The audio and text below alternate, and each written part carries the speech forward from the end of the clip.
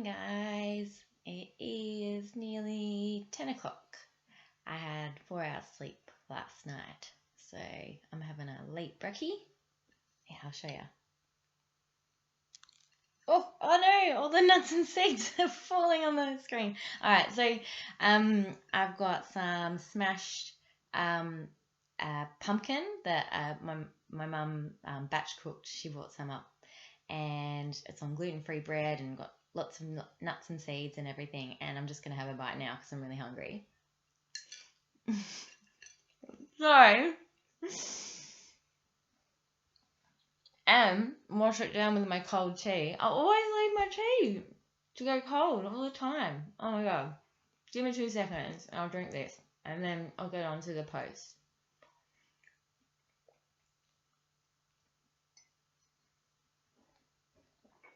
Alright, so today is something that's pretty important that I wanted to talk to you about, and it's mental health. And it is something that I have been struggling with since I've had lupus, but I also think that I've had a family disposition to mental health problems as well. So I'll just show you this page and I'll hold it up. This is from beyondblue. What causes depression? I'll just read it out to you. So, recent life events: being diagnosed with lupus, life stresses, family conflict, drugs and alcohol. So, taking all the medication, steroids, definitely there is a link to depression. I've been on high-dose steroids for 6 years, and I believe that has contributed to my low mood over the past 6 years, but I'll get into that a bit further on. Other factors, personal factors: past bad experiences, personality, high anxiety, chemical changes, and medical illness and other treatments. So everything is all like activated in your mind. So there's all these different avenues. And I don't think mental health is really understood properly. And I think it's really important to start to talk about it. So for me personally, there's a lot of things that sort of triggered my deep depression.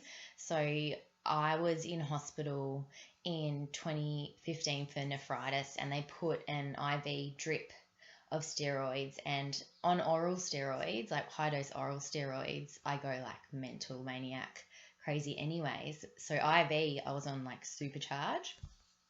Anyways, so I saw a clinical psychologist team. I was given antidepressants, and I was sent out into the community back to Ballarat because I was treated in Melbourne. I was sent back to Ballarat. I did 6 sessions with Medicare, and I did cognitive behavioural therapy, which personally for me I don't think really worked, because what we were talking about, we were focusing on how I was feeling, how I felt about my illness, going into that state of illness, sickness, and then I'd come home from my sessions and I'd just be like, oh my God, this is horrible. Like, I'm focusing on all these things, and I know CBT, like, it's about changing like the mind, like what the mind is thinking, and changing the actions to it, but it wasn't enough support for me. And so I did the 6 sessions. I ended up a couch potato for 4 months. All I could play was solitaire. I could hardly like get up out of bed. I was lucky enough to have an awesome friend who just had a baby. So like after a few weeks, I sort of started making appointments with her, and I'd see her every Tuesday. I'd get in my car. Sometimes I'd be in my pajamas or tracksuit pants, and I'd just go and hang and talk, and that was awesome. Like, that was a lifesaver for me.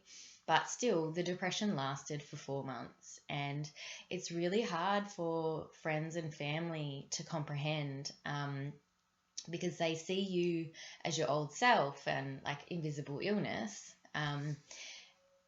And depression is another a form of that. When they see you acting irrationally or acting strange or being like really mean, like I was being really mean and bitchy, and like they take it personally, and it's not you, it's your mind, and it is really hard. So, and then like people try and help by like saying, oh, just think positive, or just push through it, or it's not helpful when you're in the pit, when you're in that pit and people are saying that. It's just not going to register, and it's not going to help. And for me, doing more mindful activities, being in the moment and all of that. And I know I don't do it all the time, but that sort of helps. Distraction helps. Removing yourself from the setting, like if you're getting like high anxiety, which is a trigger for depression, like removing yourself from that situation, removing yourself from the people that are triggering that, removing yourself from that frustration. So doctor's appointments for me, high anxiety, just go nuts. And like in the lead up to it, like all of that stress and stuff, just sort of finding distraction tools. Anyways, I'm rambling a bit. After my second hospital visit, I knew that I was going to be on an IV steroid drip again. I knew I was going to be on high dose steroids. I knew I was already predisposed to drug-induced depression. So I got referred to a clinical psychologist in Ballarat, which was brilliant. So I've been seeing her weekly, and we have developed a bit of a plan. So we figured CBT wasn't the best fit for me, but she suggested ACT and mindfulness. And she also suggested there's another lady out in the community that does mindfulness-based stress reduction, which stress is a trigger for lupus. So I'm really looking forward to doing that course. I'm going to enroll in it. It's a 6-week-long course, which is going to be really cool. So I just wanted to bring that up because I think it's a really important topic. And excuse like my bed hair. It's in the morning and I haven't got ready for the day, but I really wanted to get this off my chest. And I really just wanted to put it out there. And and people just aren't aware of what is available to them. Like if you're in hospital, you can do more than just in Australia. You can do more than just the 6 sessions free with a mental health care plan that's filled out by your GP. You can actually request, if you're predisposed to mental health problems because of a drug, you can request a referral to a clinical psychologist, and you can see that person ongoing for free. So those services are available, but people just don't talk about them. So I just wanted to put it out there and inform people that that's sort of available. Okay, this video is really long, but I really want people, if you know anyone that's suffering from depression, anyone that's autoimmune, invisible illness, please hit subscribe. I don't know which way to press. I'm new to this. Subscribe, send them my link. I'm on Facebook. I've got a Facebook community called LUPUSlight. The link is below. I'm on Instagram, and it's all new. So just share the love, and let's all just help each other and get behind the community and spread light and love and share our experiences, our ups and downs, and all that sort of stuff. So I will sign off now. See you later.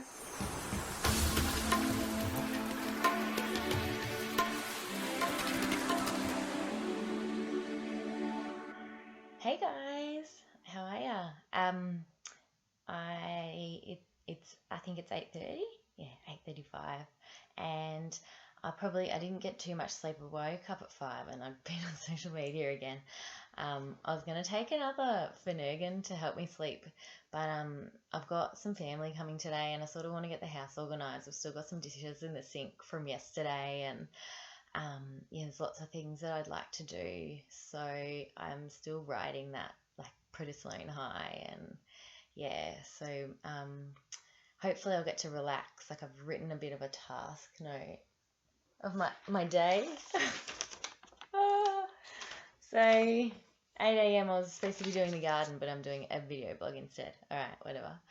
And I also, like, I wanted to do a happier post because the last video diary was a little bit down in the dumps. It was before I saw my specialist, so I wanted to do an update on that. So all blood works are good. It's looking good. I'm getting allowed to step down on the steroids. So I'm going from 37.5 to 25, which still makes me a little bit cray-cray, but I'm not like really angry, and I'm not like lashing out at people, and like, yeah, so I'm just really high energy at the moment, and a bit hyperactive, and yeah, just I'm a bit more aware of, like, I'm not so obsessive about like cleaning and stuff. Like I used to get distracted and be like, no, I have to clean the kitchen and do this and do this and do this before I have dinner. And then it'd take me like 3 hours to like get to have dinner, and then I was skipping meals, so that wasn't good. But anyways, so now the steroids are being reduced, and then hopefully in the next 6 weeks I'll reduce down more again. But another thing I wanted to do and tell you was I'm happy today is because I made my first creative little quote on Instagram, and I got my phone here. I'll probably have to unlock it now. Yeah, of course. I've like left it too long and I've been talking too long. I'll hold it up. Today is the day on LUPUSlight. Yay! So yeah, I'm really excited to start doing like some more creative projects like that. Like I'd really like to make some cool like bumper stickers and things, especially if I end up getting a disabled parking sticker for like when I have my chemo, and like on my days that I can't walk and I need my partner to drive me, or like someone else to drive me somewhere. If I get that, like I'd like to like make one saying that not every disability is a visible one, or like something about invisible illness and lupus awareness. So that's on the to-do list, creative things. And I'm also happy today because I've got some family visiting, and we're going to have a nice lunch here together, and we're going to spend a few hours, and then if I'm energetic enough, we might make a little trip to the nursery because I like being in nature and stuff.